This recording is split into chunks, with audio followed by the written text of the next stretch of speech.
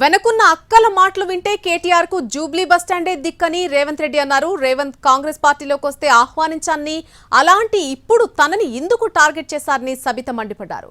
BRS MLA వ్యాఖ్యలకు CM Revanth Reddy counter ఇచ్చారు.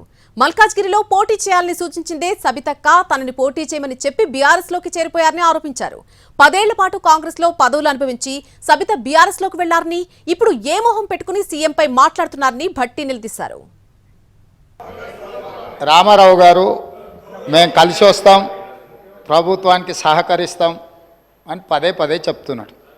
నేను వారికి ఒకటే సూచన చేస్తున్నా, మీరు కలిసి వస్తారా లేదా అనేది, అన్నం ఉడికిందా లేదా అనేది ఒక మెతుకుని బట్టి చూస్తే తెలుస్తుంది. ప్రతిపక్ష నాయకుడు సభలకే రాడు, వీళ్ళు కలిసి వస్తారని చెప్తే నమ్మేది ఎవరు అధ్యక్ష?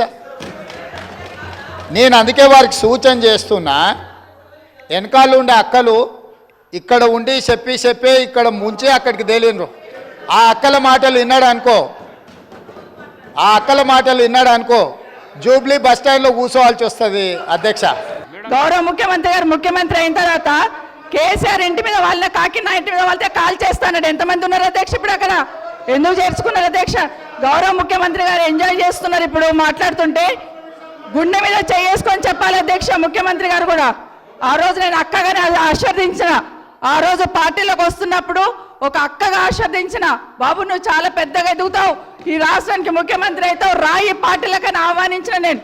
ఈరోజు మరి నన్ను ఎందుకు కక్ష తీర్చుకుంటున్నాడు నాకు అర్థమైతలేదు. ప్రతిసారి ప్రతి అసెంబ్లీలో తమ్ముడుగా నన్ను పిలిచి మల్కాజ్గిరి పార్లమెంట్ లో ఎన్నికల్లో పోటీ చేయమని నన్ను ప్రోత్సహించి పార్టీ నన్ను ఎన్నికల్లో అభ్యర్థిగా నిర్ణయించిన తర్వాత కేసీఆర్ మాటలకు అధికారం కోసం కాంగ్రెస్ ను వదిలి టిఆర్ఎస్ పార్టీలో చేరి మంత్రి పదవి పొంది తమ్ముని మోసం చేసింది కాబట్టి ఈ రోజు నమ్మొద్దు అని కేటీఆర్ కి చెప్పిన అధ్యక్ష.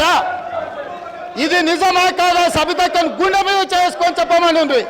నన్ను మల్కాజ్గిరిలో పోటీ చేయి కాంగ్రెస్ నుంచి, నీ ఎన్నికల్లో నేను గెలిపించే బాధ్యత తీసుకుంటాను నాకు చెప్పి నేను ఎన్నికల్లో నిలబడడం డిక్లేర్ అయిన తర్వాత కాంగ్రెస్ ను వదిలేసి టిఆర్ఎస్ లో చేరి మంత్రి పదవి పొంది ఈ రోజు వచ్చి మాకు నీతులు చెప్తే మేమేమన్నా అమాయకులమా అధ్యక్ష?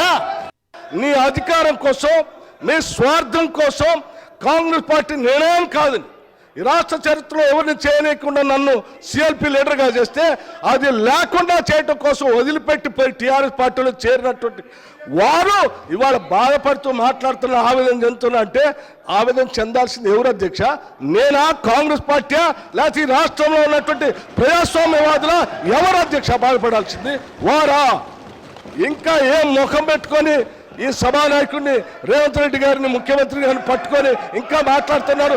దేనికి మాట్లాడుతున్నారు అధ్యక్ష? ఏం చేశారని, ఏం గొప్ప